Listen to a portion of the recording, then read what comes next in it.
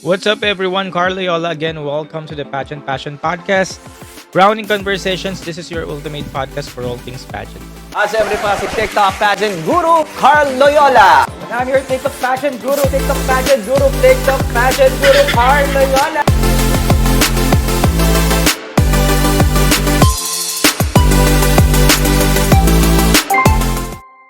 Hello, everyone. Good evening. Happy Friday. Anong chika? Walang chika. Wala namang major chika pero Miss Earth of Philippines Sunday, August 10. Ito na. Pero hindi naman kasi ako naging invested sa Miss Earth Philippines. Pero manood pa rin ako sa Sunday. Sa live lang. Live stream. And kung sino yung manalo doon, yun na yun. Sino bet mo sa ME? Kung sino na lang. Pero inaabangan ko si Joy Barcoma, si Angel Tambal, tsaka si Liz Mabaw, and yung ibang mga Filipino communities. Sila lang naman din na actually mga naglalaban-laban. Mag-watch din ako. Nang live stream din, Kit, o sa live. Yung live noon sa Okada. Sa Okada. Ang alam ko sa ticket, ang pinakamura, 3,000 plus. Pero yun nga, wala naman akong gagawin sa Sunday. Eh di manonood na lang ako while live. Arangkada si Angel, sabi ni Shabby. Meron silang Face of Beauty na segment, yung walang mga makeup. Tapos, parang ngayon sa mga ranking, parang nangunguna siya dun sa Face of Beauty. Or parang pangalawa, ganyan. Pero parang umaangat ngayon si Joy Barcoma.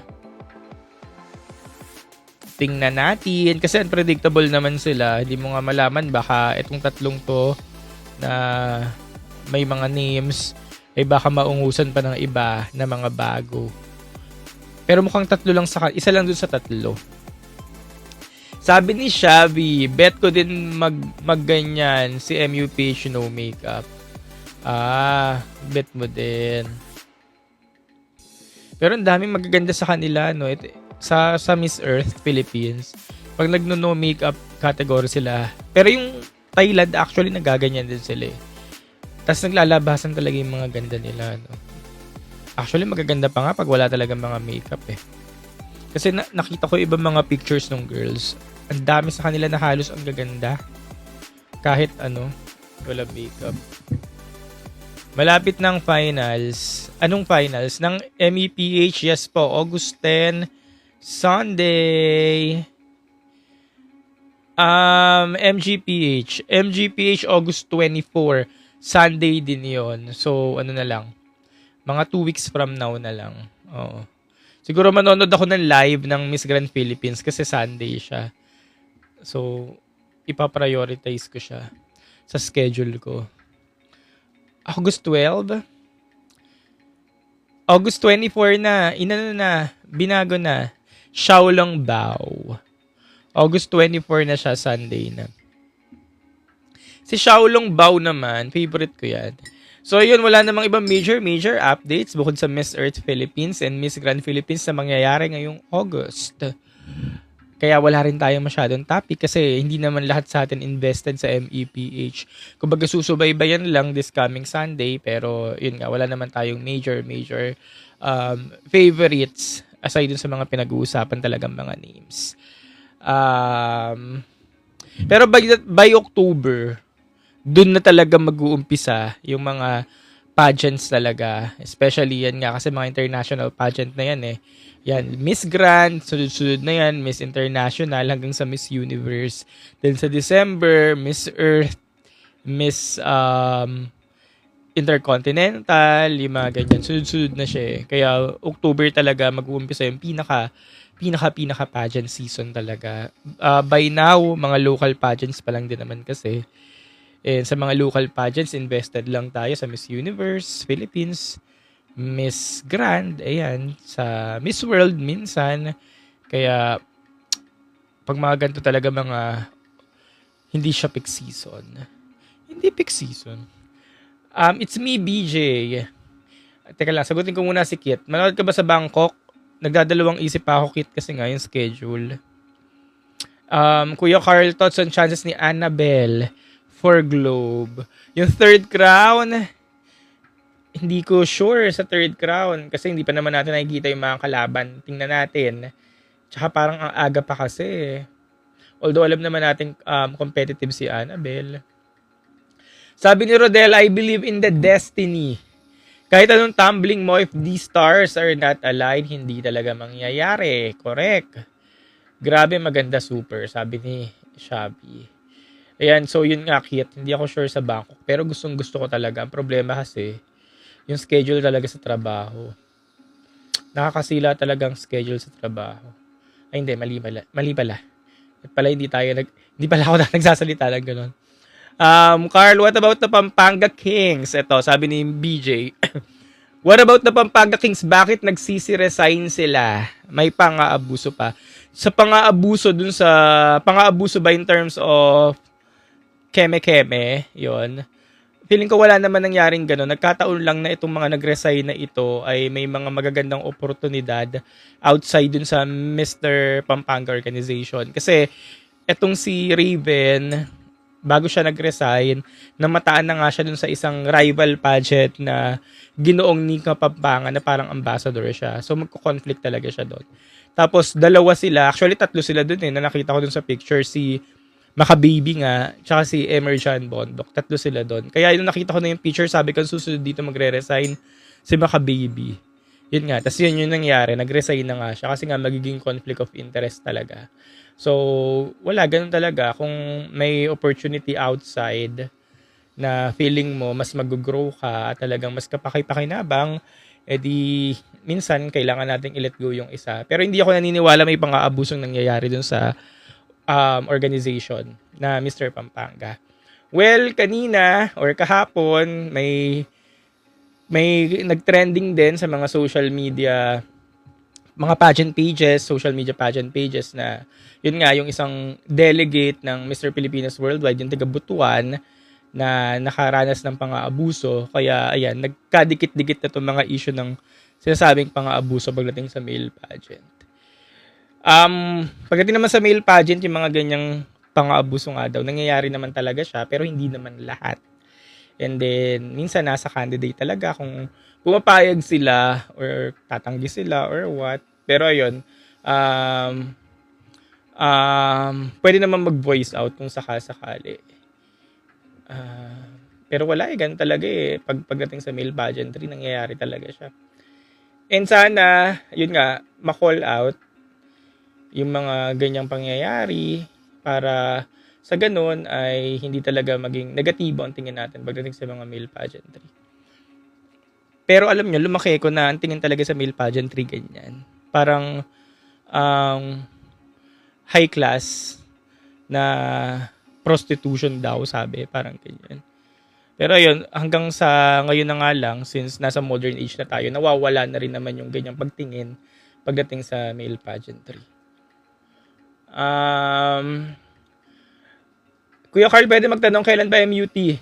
Miss Universe Thailand, by September ata siya. Hindi ko rin alam actually yung dates talaga ng Miss Universe Thailand. Siguro by September. Malapit na din yan. Kasi may November na rin ang Miss Universe.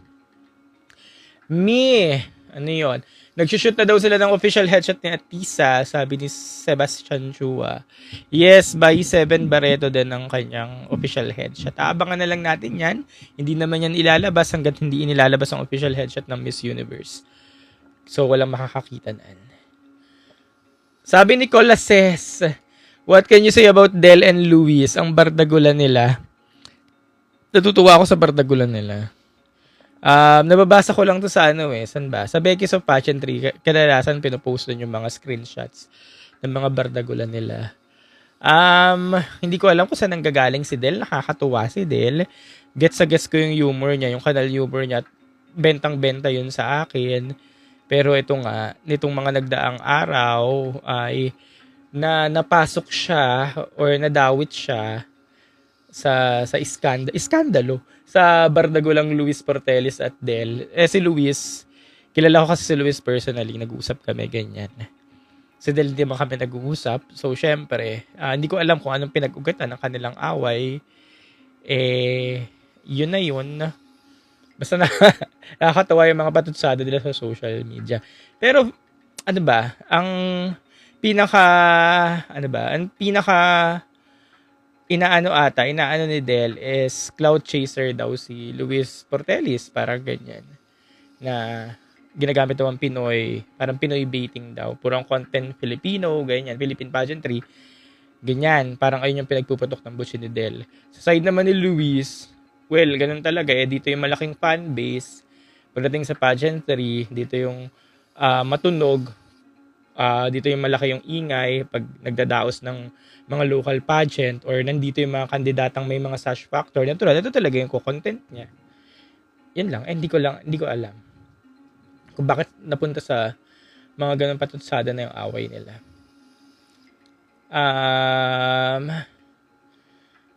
When po swimsuit ng MGIPH, hindi na nga po natuloy actually. Hindi ko na din alam. Hindi ko na alam. Wala nga balita. Kahit sa GC namin ngayon, wala ring balita kung kailan itutuloy. Baka hindi na. Pero sana matuloy pa rin. Miss Gigi, magandang gabi. Dapat po ba barbihan ng headshots or fears? Pag headshots, so importante ang headshot kasi ito yung first impression sa'yo ng mga fans, especially yung mga global pageant fans na hindi ka naman kilala. Pag nakita first time yung headshot mo, doon ka talaga nila i-judge. So, ganun siya ka-importante. So, ang tanong ni Sebastian, kung Barbie ba daw o dapat fierce? For me, fierce. Bakit?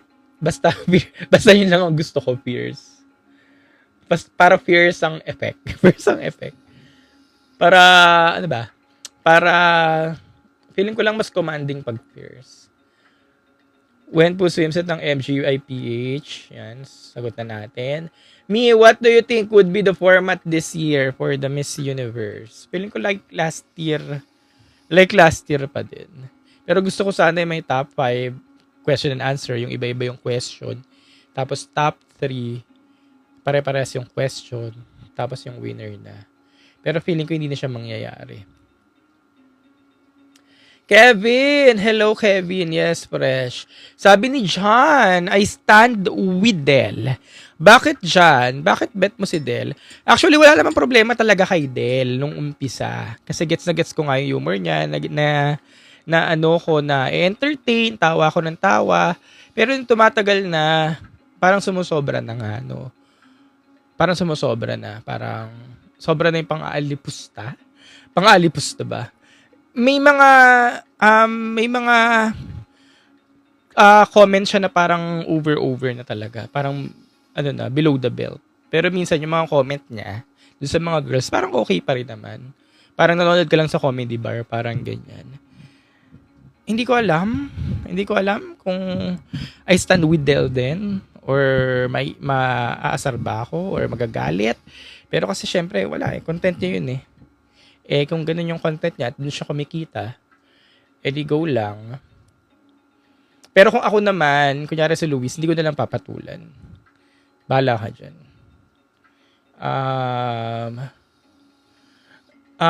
Dapat first para kabahan ng mga Latina. Ayan, sabi ko nga diba kanina. First din ang bet ko. Dars, Universal Woman Prelim. Kailan ang Universal Woman Prelim? Sorry. Ngayon ba?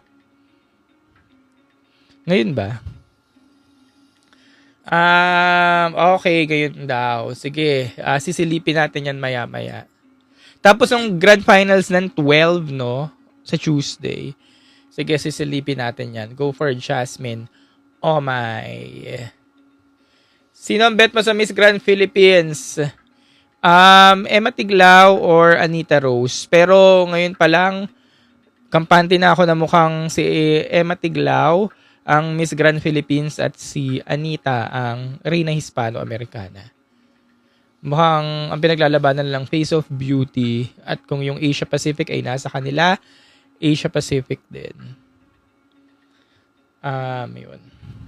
Bakit si Emma Tiglao? So, ayan, pag-usapan ulit natin si Emma Tiglao. Bakit ba si Emma Tiglao ang ideal ng nakakarami? Kasi nga po si Emma ay 5bis ideal talaga. Hindi natin maikakaila na 5bis ideal si Emma. Although nandun na nga tayo sa sinasabing age na 30 years old, nasa matured side, yung nahanap ng iba, bata.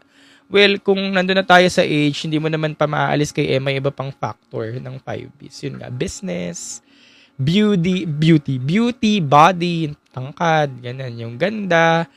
Tsaka yun nga, yung presence niya sa social media na napakalakas na. Yun naman yung mga bentahin ni Emma. Kaya ako, for me, natik niya talaga yung 5bis. Nasa kanya talaga yung 5bis kay Emma. Now, ang nagiging comment na lang ng iba sa kanya ay masyadong maputi. Yung kulay ng balat, maputi daw si Emma. Na sinasabing ayaw ni Uncle.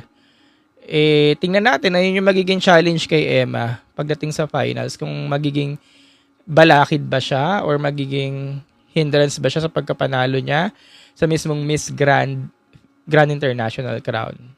May nagsabi pa nga na, may nag-comment daw si Uncle na parang Taiwanese daw si Emma. Parang ganyan. May nabasa daw silang ganun ng comment ni Uncle. So, tingnan natin kung magiging hadlang ba yun sa pagkakapanalo niya or sa magiging panalo niya as back-to-back. Pagdating, kung siya na yung ipadadala ng Pilipinas. Wait lang, may nire-replyan ako. Anyways, ito sabihin na natin or basahin na natin. Wala ba mo dyan ng Pilipinas? Miss Gigi, wala pa pong announcement ng mutya. Actually, hindi ko na rin alam kasi last time, nag-release ng mga posters, ganyan, na ongoing na yung audition. Pero, hanggang ngayon, wala namang balita. Yes, Del is getting into bullying already. Panay panlalait ginagawa, sabi ni It's Me BJ. Ayun, habang tumatagal, ganun na yung nangyayari sa kanya. Bullying na talaga. Masasampulan din yan one time. Oo. Sana ako? Emma Grandao, sabi ni Sebastian. Emma, wala na ba mo dyan na Pilipinas? Yun nga. Filipino-Canada, very strong. Actually, ito, si Filipino Community of Canada. Nung sa social media, akala ko malakas din siya. Pero nakita ko siya in person. So lang din naman pala. Parang okay lang din. Gulat nga ako Sabi ko, hindi ganda yung tingin ko sa kanya sa social media. Pero nakita ko siya in person. Nag-blend lang. Kumbaga, ganyan. Sema, pinaka-prepare and kayang tumapat kay CJ.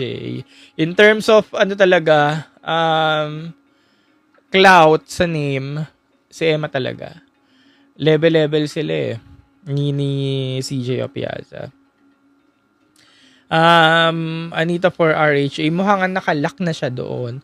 Wala naman masama kung nakalak na si Anita sa RHA. Ang ganda nga ng Reyna Hispano kasi ang layo ng pagdadalhan sa'yo And parehas lang naman din back-to-back ang i-attain or i-goal nyo, edi go na. Go lang ng go. May training na Mariati sa Manalo for Miss Universe, sabi ni Arca Bailo. Nagtitraining yan syempre. Hindi lang pinapakita sa social media. Ganyan naman lagi ang ginagawa ng mga Miss Universe Philippines delegate. Lalo na yung nasa Empire na hindi talaga pinapakita sa social media kung ano nangyayaring training. Gulatan lang tayo, ganyan. Kailan pa finals ng MGIPH? August 24. That's Sunday. Nag-low si Atisa. Sabi ni Red Flag Register, nag-low daw si Atisa sa sa Miss You. Nag-glow. Medyo napapansin ko lang yung last outing niya. Kasi huli natin siya nakita nung Grand Ball ng GMA. Huli natin siya nakita doon, di ba? Medyo nag-gain lang ng weight. Mahahalata mo sa mukha tsaka sa katawan na nag-gain lang ng weight. Sana yun mag-focus lang sa toning ng body. Sana pagdating ng Miss Universe pageant sa November, payat talaga, no? Ayan, sabi ni Red Flag Register, think gugulatin tayo ni Atisa. Yes. Raspberry, anong oras sa prelim ni Jasmine? Siguro mga 11 yan kasi Indian time. Usually pag Indian time ang pageant, nangyayari 9, 10, or 11. Abang-abang na lang mamaya. Pero preliminary competition pa lang naman yun. Sabi ni Red ulit, dapat mag-focus sila sa styling. Ang mag-style ata kay Atisa ngayon, parang ibang team na. Pero yung parang pinaka-leader ng styling team niya is yung nag-style din kay Michelle D. Parang ganyan. Kaya tingnan natin. Siguro may makikita tayong kaiba kasi yung mag-style naman sa kanya ngayon is hindi na yung styling niya during the Miss Universe Philippines pageant. So, malamang may makikita naman tayong kakaiba pagdating sa styling niya. Ngayon ba Universal Woman? Ano po? Preliminary competition. Maya-maya. Yes. So, yun lang naman ang mga latest as of now.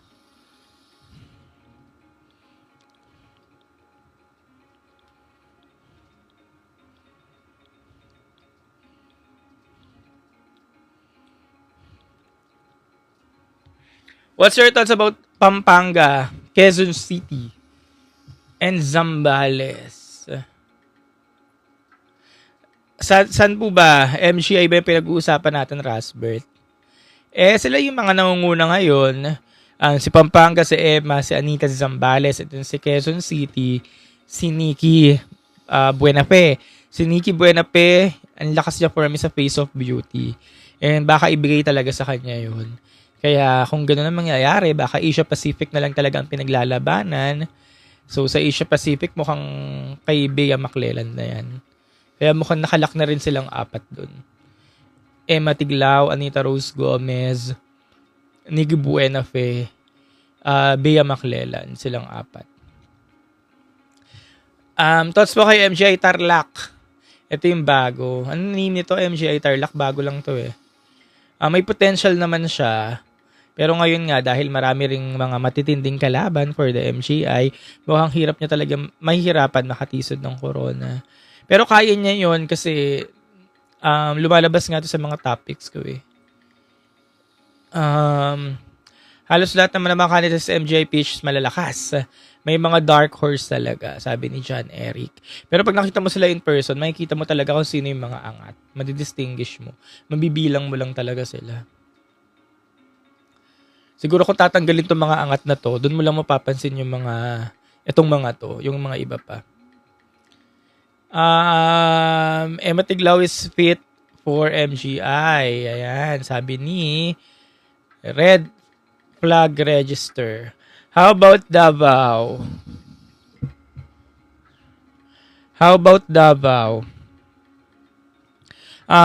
At first, akala ko si Davao din ay malakas sa corona kahit Reyna Hispano-Americana crowd. Nakala ko malakas siya. Pero habang tumatagal, parang nawawali na siya. Especially nung nakita ko sila lahat. Nung nakita ko sila lahat in person, natatabunan siya. Kailan po i-release yung headshot ni Atisa? Sa November pa yan, syempre, hindi naman yan uunahan. Lagi naman yung mga headshot na ganyan, nire-release na sa mismong app na. Pag nasa app na mismo ng Miss Universe pageant. Sabi ni Rasper, true, bibigyan niya ng crown si Pangasinan. I mean, Quezon City. Kasi galing Miss World. Dun din ako nanalig. Kasi hindi natuloy yung pageant niya last time. So baka pagbigyan siya ngayon. At kahit naman pagbigyan siya ngayon, malakas talaga si Nikki Buenafe. Malakas talaga siya. Kaya kahit anong corona makuha niya, deserve niya yun. Who's your MUT 2025? Si Vina na nga po. Pag tinatanong ko ng lagi, si Vina na. Hindi na tayo lalayo pa. Si Vina talaga. At magandang bakbakan yun. Atisa versus Vina, di ba? Sila yung mga inabangan talaga eh. Sila yung mga inaabangan pagdating sa Miss Universe pageant, di ba? Sino mag-aakala na itong dalawang to, di ba, ay magsasagupaan sa isang edisyon ng Miss Universe pageant, no? Atisa Manalo at Vina Prabinar, no? Kaya siguro hindi nanalo si Vina noong time ni Antonia kasi nakatakda siya ngayon para sagupain si Atisa, no? At kaya siguro hindi nanalo si Atisa last year Kasi nakatakda siya ngayon para sagupain si Vina, no? Sila pala talagang magmamatch, no? Ano talaga nila? Battle talaga nilang dalawa. Grabe, no? Hindi nga rin ako makapaniwala kasi 'di ba, alam niyo naman kung gaano inabangan to si Atisa for the Miss Universe pageant. Same with Vina. Tapos sila rin pala yung maglalaban pagdating sa Miss Universe. How about MUT Bangkok and Phuket? Si Phuket, X na ako. Sino ba si Phuket? Yung kamukha ni Stephanie, no? X na ako doon kasi ginagaya niya si Stephanie. Si Phuket, si Bangkok, si Prao, hindi rin naman ganun kalakas. Vina pa din yan. Tsaka naggamit na nila si Vina eh. Ginamit na nila si Vina, malamang ibibigay na nila dyan. MGIPH Pampanga. Sabi ni Sir 289, ang MGIPH niya Pampanga. Ang Face of Beauty niya Bulacan. Ang RHA Pilipinas niya Quezon City at ang MAPI niya Taguig. MAPI Asia Pacific International Taguig. Sige, Asia Pacific International, for me, ang lakas kasi talaga ni Bea McClelland eh. Feeling ko sa kanya ibibigay yung Asia Pacific International. Pero kung hindi siya, sige, sabihin na natin Michelle Arceo. Kasi nung nakita ko rin si Michelle Arceo, gandang-ganda rin talaga ako sa kanya. Ang lakas ng presensya niya in person. Maliit lang siya, pero iba talaga yung presensya niya. Sige, Michelle Arceo. Pero si Shannon, ang ganda rin talaga niya eh. Ang lakas din ng sex appeal ni Shannon in person eh. Sige, lagay na rin natin si Shannon. MIMJPH mo. Manadon, MIMJPH mo, Mi. Yes po, nabanggit ko na po kanina. Sabi ni John, how about ang bato ng Pilipinas sa Miss International 2025, Mirna Esquera? Hindi po natin masabi. Hindi naman ako nag-expect kay Mirna. Basta mag-place lang, okay na ako. Hindi naman ako nag-expect na sana manalo si Mirna. Sana mag-runner. Basta mag-place lang, okay na. Kasi, hindi talaga yung katulad niya yung hanap ng MI. MGI Pampanga, yon sabi ni Joshua Lay, sa kanya si Pampanga ang MGI. Zambales, RHA, Quezon City, Face of Beauty. Ayan, halos pare-parehas din naman tayo. Sabi ni Rasbert, natatabunan si Shannon. Actually, natatabunan talaga siya. Hindi ko alam kung wrong edition din may sanalihan niya. Maganda siya, lakas niya, palaban siya, malakas ang appeal niya in person. Iba yung ganda niya ngayon, pero dahil nga nandyan din yung ibang mga girls, saktong-sakto na sila sa bilang ng corona, ayan, natatabunan talaga siya. Sabi ni Toxic Relevancy, the fight between Be Extra with Del and Luis. I can't. Ayun nga po ang topic natin kanina, napag-usapan na natin yan. Sabi ko nga din kanina, kung ako naman si Luis, dead man na lang sa akin. Kasi si Luis, sobrang established na niya. As in, established pageant vlogger siya, lumilipad siya kung saan-saan. Kumbaga wala na siyang dapat patunayan. Kung papatulan niya itong isa, mas lalo lang sisikat tong isa. Mas lalo lang, alam niya, iiga yung pangalan, makikilala sa social media. Di parang sisikit siya dahil pinatulan siya ni Luis. So ako dapat dead man na lang. Sabihin ko nga kay Luis yan, no? Posible na nagtagpo sa Thailand ng MU at MGI. Joshua Lay, posible ba na magtagpo sa Thailand? Posible ba magtagpo sa Thailand ng Pwede, actually, pwede. Mag-overlap. Tapos biglang nag-collab na, no?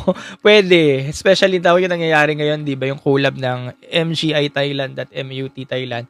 Pwede siya mangyari. Si Shannon fit sa Miss Globe or International. Ako parang Globe. Yung malambot si Shannon, pero yung pagkalambot niya parang matapang. Mukhang kontrabida. Pero malambot yung mga features. Kaya Globe na. Kailan po ang MGI preliminaries? Ay, MGI, parang wala silang preliminary. MGI PH preliminary, wala. Parang ano na. Finals na agad. Miss Planet International must acquire by Binibini. Also, Aura International. Ako yung una, nachichipan ako sa Planet International. As in chip, lalo na yung nangyari kay Herlin Budol. Pero ngayon, since parang wala na rin talaga ma-acquire ang Binibini, kung magkakasundo sila, pwede na rin kesa wala. Dati gusto ko yung mga crown ng Binibini ay dapat kahit wala, kahit kokonte, basta quality. Pero kasi, alam niyo naman sa Binibini, kahit anong crown naman yan, basta napupunta sa Binibini, nagiging quality talaga. So, pwede na rin sa Planet International. Sige, pwede na. Tapos, Aura International, kung makukuha nila, pwede din. Pero kasi ang Aura International ngayon, nasa Pearl of the Orient. Pangalawang edition pa lang ng Aura sa Pearl of the Orient. So, parang malakas pa ata ang kapit nila doon. So, mahirap pang kunin yun. Well, marami pa naman ibang mga corona na baka magawa ng paraan ng Binibini for next year na sana marami na silang corona. Marami pa naman pwede. Pero kung may gusto ko talaga akong corona na nag-e-exist na, Reyna Hispano-Americana, papuntang Binibining Pilipinas. Feeling ko bagay dun yun. Kasi marami rin naman mga candidates sa Binibining Pilipinas na pang RHA. Parang ganun. Yung mga nag-e-exist na, ayun. Masaya sana nun. Pero mukhang hindi na yan bibitawan kasi ng ALB eh. Sino pa yung MJPH yun? Sagot na natin kanina. Miss Star International, bago siya sa pageantry. Miss Star International. Hindi ko pa siya naririnig. Parang trans, ano yan? Di ba yung trans pageant? Star International? Pwede rin RHA sa Philcom Canada, sabi ni Greggy. Yes. Hindi masyadong foreign si Philcom Canada. For RHA. Gusto ko sa RHA yung Pilipinang-Pilipina. Miss Tourism World, matagal na natin, ano pa kaya balita doon. Lulubog-lilitaw na pageant yung Miss Tourism World eh. Lulubog-lilitaw siya.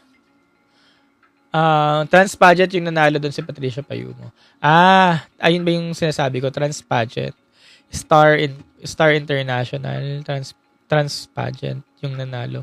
Trans pageant yung nanalo. Ano yun? Anong pageant yun yung nanalo si Patricia Payumo? Transcontinental. Anyways, sino MEP mo? Joy Barcoma or si Angel Tambal. Basta sila yung malakas ngayon. Hindi rin naman natin masabing malakas si Angel Rose. Siguro malakas si Angel Rose sa social media presence. Pero parang in terms of lahat ng aspects, parang si Joy Barcome. Kaya malalaman natin yun sa Sunday. Meron pa ba ng Face of Humanity sa pageantry world? Face of Humanity, lulubog-lilitaw din ata na pageant yan. Tapos minsan, kinukuha lang nila yan kung saan-saan yung rep ng Pinas. Wala silang official franchise holder. Pag magdadaos yung pageant na yan, kinukuha lang nila kung saan-saan. Minsan sa mga agency, ganyan. Yun. Malakas po ba si Davao Region sa MGI? Actually, mukhang ngayon pa lang kasi solido na kung sino yung mukhang makakakuha ng corona eh. As in, parang nakalak na sila kung sino man sila. And dun sa mga nakalak na yon, wala si Davao Region. MEPH, na malapit na nga siya August 10 na. Joshua Lee. Itong Sunday, kaya busy tayo ngayong Sunday. Sa mga walang gagawin, ayan, nanood tayo ng live stream ng Miss Earth Philippines. Elio, ba't daw nag-resign si Makabebe? Napag-usapan na rin namin kanina. Yun nga, may mga future, ganaps outside the organization. Isa rin siya sa mga magiging ambassador nung kalaban na pageant. Kaya siguro malamang yun din yung naging dahilan kung bakit nag-resign siya. And then yung pag-resign niya sa Mr. Pampanga, kasi yun yung may hawak ng franchise ng Miss Grand Pampanga. So nag-resign siya doon. So ang naging tanong kung siya pa rin ba ay sasali sa Mr. Grand Philippines. Ngayon, itong si Mr. Grand Philippines Organization, pinayagan siyang sumali as independent candidate. Kahit hindi na siya hawak ng Mr. Pampanga Organization. So pinayagan siya, sige sali ka, independent. Tapos ang sash niya, Mr. Grand Makabebe. Mr. Grand Makababy, di ba? Good move yun sa organization kasi malakas ang hatak ni John Bonifacio. Magiging matunog yung Mr. Grand pageant kasi nandun si John Bonifacio.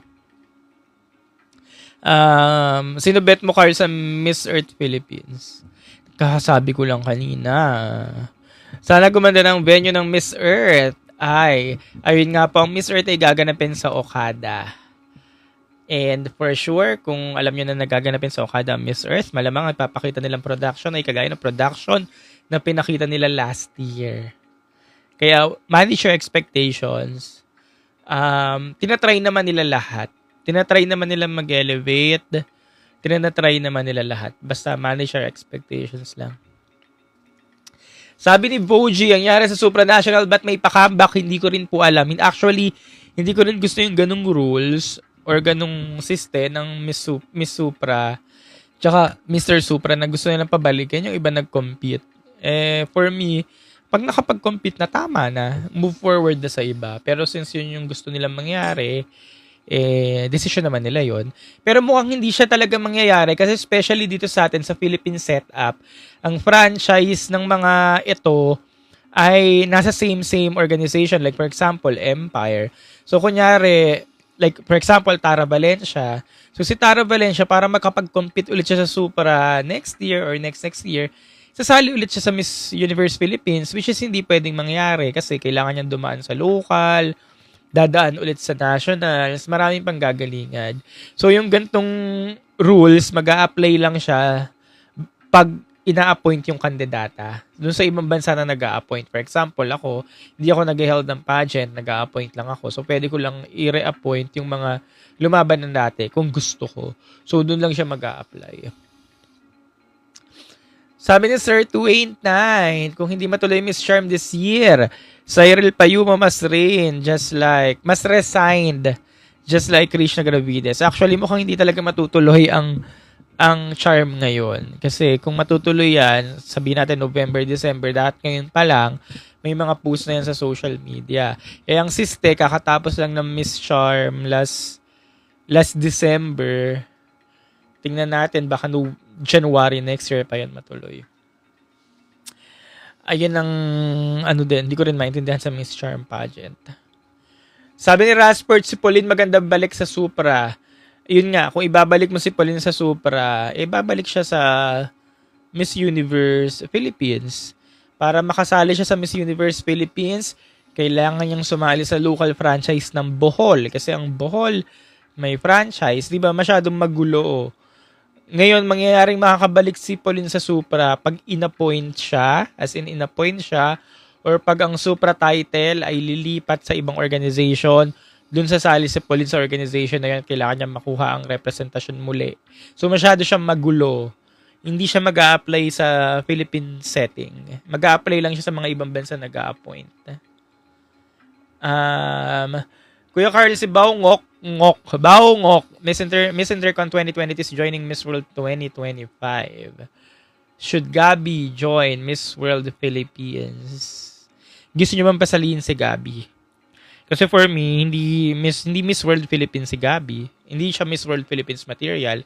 Ayoko namang, for me personally, ayokong pasalihin ng mga girls kasi gusto lang ng mga pageant fans or dahil yung kalaban niya nung international pageant niya, isasali din sa ganung pageant. So, parang mag-aaksay lang tayo ng oras. Kung ang nakikita nga natin, di ba si Gabi, Miss Grande, mag-Miss Grand ka na lang, for me. Kaya, it's a no for me kung mag-Miss World Philippines siya. Now, marami naman tayo nirarally for the Miss World Philippines na mga girls. Yun sana yung dapat natin makita. Sabi ni Boji, Kathleen Platon. Sana sumali sa MUCH. Sumali sa match. Okay, gets. Kathleen Payton, Miss Universe Philippines. Let's see. Sabi ni Raspberry ulit, nakakatawa si Pauline. Gusto lang bumalik sa Supra pero baka Miss Universe pa makuha. If ever magre-rejoin. Biglang yun yung nakuha, no? O nga, no? Kung babalik ulit si Pauline sa Miss Universe Philippines, since may local franchise ang Bohol, active ang Bohol sa paggaganap ng pageant ng Miss Universe Philippines Bohol. So, itong si Pauline, kailangan sumali sa Miss Universe Philippines Bohol, kailangan niyang manalo doon at kailangan niya manalo doon para makabalik sa Miss Universe Philippines pageant. So, ang daming mangyayari kaya hindi siya ganoon kadali. Gaysel! Hello! Ayan, nandito si Gaysel, ang Cruella of Pageantry. Kumusta na, Gaysel? Alex Santos, hello! Pageantrix. Ayan, natawa si Pageantrix. Ha, ha, ha, ha. Ha, ha. Ala, naghahanga. Gaysel, ano na? Mag-collab na lang ulit tayo sa Miss Universe na mismo. Pag Miss Universe Philippines season para may papag-usapan tayo. Miss Grand Philippines, ayan sabi ni Alex Santos. Yes, kanina pa namin pinag-uusapan Alex Santos. Nahuli ka. Gisel, hindi ako manonood ng Miss Earth. Tinatamad ako. Sa live stream lang ako. Sa live stream lang, Beb. Nagre-ready talaga si Atisa. Grabe, pinayat niya. Grabe na ba yung pinayat niya? Parang, feeling ko nag-gain weight siya nung GMA ball. O baka gawa lang niya ng damit. Feeling ko parang, parang lobo yung mukha. Pero tingnan natin, madali lang naman yan pag babae. By November, na ulit yan? Matipis. Ayan, nagalit si Gaysel para mataba ka ng payat. O, diba? Napansin din ni Gaysel. Parang, wow. Anyways, who's your MUT? Vina nga si Vina na. Kanina ka pa rin sinasabi, Vina Prabinar. Para makita natin ang talagang bakbakan ni Atisa Manalo at ni Vina, no? Beatrice, Miss Grand Naklan, sabi ni Boji. Alex Santos, Miss Universe Philippines 2025. Sino? Alex Santos ang iyong Miss Universe Philippines 2025. So, yon. Kanina pa ako naka-live. So, feeling ko hanggang dito na lang ako. Maraming salamat ulit sa mga nanood ng aking live stream. Wala naman kasi iba masyadong topic ngayon. So, ang ganap lang natin ngayon ay Q&A. Sunday na ulit tayo babalik for the Miss Earth Philippines live. For the Miss Earth Philippines naman, look forward ko lang naman. Tatlo doon. Tsaka ibang mga newbies. Pero mukhang malakas yung mga may mga pangalan, especially malalakas ang social media presence ngayon. Sila talaga yung malalakas. So sila din naman yung mga nilook forward ko doon. So yun, may abangan tayo sa Sunday. And magla-live din ako nun sa Sunday para magla-live ako sa Sunday para real time yung commentary natin. Yun lang, maraming salamat at magandang gabi. Bye-bye. Siyempre pa si TikTok Pageant Guru Carl Loyola. And I'm your TikTok Pageant Guru, TikTok Pageant Guru, TikTok Pageant Guru Carl Loyola.